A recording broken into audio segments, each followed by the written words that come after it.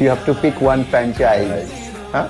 Chennai. I have not imagined myself playing in other color other than yellow. The body on the line for Chennai. Family. It's a family for us. No, this is a family here. We are the Chennai boys making all the noise everywhere we go.